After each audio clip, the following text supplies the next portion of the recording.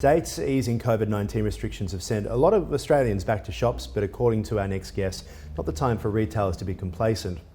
New research from dunnhumby reveals that while more than 2/3 of Aussie shoppers say that grocery stores are doing a pretty good job managing through the crisis, loyalty is still historically low, with the majority of shopping centres shopping across multiple supermarkets as well. Kylie Gleeson Long from dunnhumby is here to talk to us about this research. Thank you so much for your time, Kylie.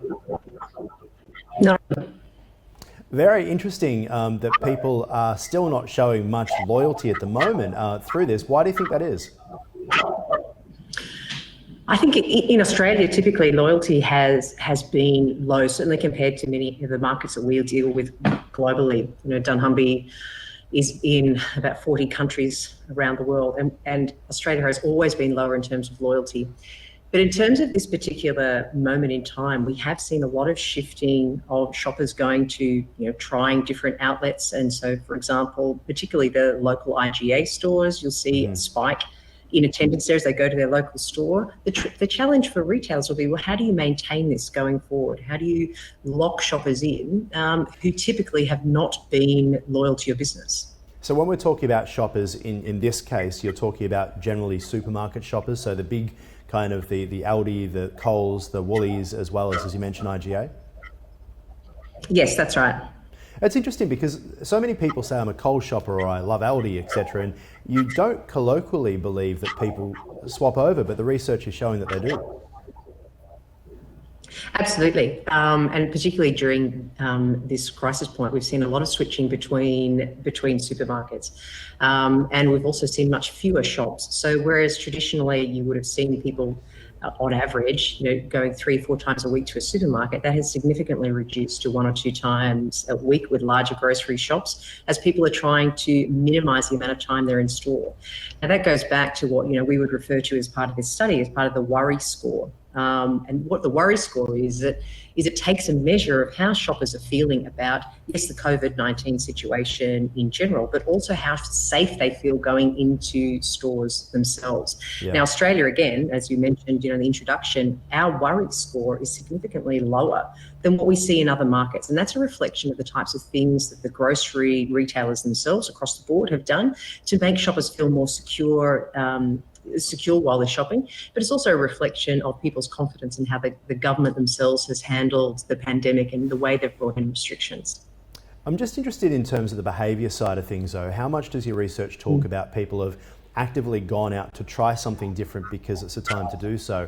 And how much is it that the stores were running out of things, so therefore they said, well, I went into my local Coles, they didn't have toilet paper, so I thought I'd go to the IGA to go see if they did. Does that kind of get reflected across it, or do you think it's more of an active decision by people saying, I want to go into IGA, as opposed to, I've gone there because Coles has run out?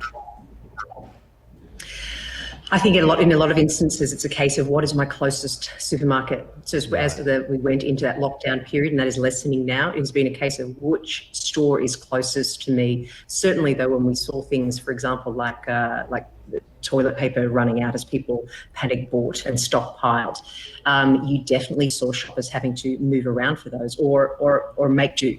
With other products. So 80% of people would say that they understood why there was out of stocks. Interestingly, they didn't blame the supermarkets for this or the suppliers. The blame very much fell in the Australian research on identifying it was other customers who were stockpiling or hoarding. Right. So again, the trust level back to supermarkets remained very high during the time. And do you think that was thankfully part of the work that the supermarkets were doing? We go back to the start of March when there was basically a rush on the stores and they were saying, you don't need to do this, we are okay. There was a huge PR campaign from Coles. I remember they were letting the Today Show's reporter into their big warehouse to show how much toilet paper they have, and they're trying to say to people, stop doing this, it doesn't need to happen. Was it just essentially good PR by the supermarkets to get on the front foot? Yes, it was that, but it was multiple things, and certainly and the research shows compared to other countries around the globe, some of the things like the over communication by the supermarket chains across the board. They had joint communications around also looking after their staff. They came out very strongly around protecting their staff asking people to respect their staff. We're very transparent in terms of things that we're doing from a supply chain perspective to ensure supply. But going further than that, I think some of the themes that built the trust were, special shopping hours, for example, introduced for elderly people to come into stores, the marking tapes on the floor to give people confidence and to feel secure when they're in the store that they can shop safely. And again, that's why Australia's worry score is lower. So the challenge still, as we talked about earlier, will be how do you translate that so you have a positive shopping experience at the moment, translate that into sustained loyalty, and particularly when you have 63% of the respondents that we covered talked about their personal finances as not good or poor. So what this means is that going forward, as we enter this, what we call the recovery phase, you'll have increased price sensitivity across the board first. Yeah.